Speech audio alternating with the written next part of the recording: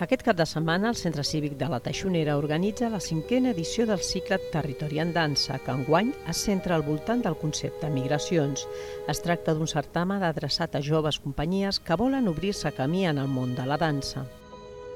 Avui i demà es fan diverses actuacions al carrer a càrrec de la companyia Cuatro Ensayos per donar a conèixer el cicle.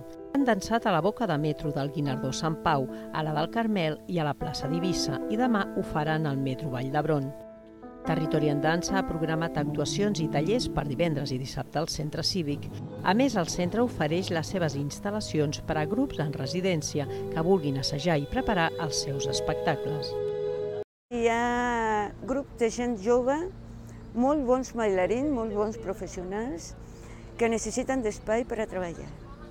En aquest moment tenim 1, 2, 3, 4, 5 companyies que fan residències al Centre Cívic i esperem que tinguem més.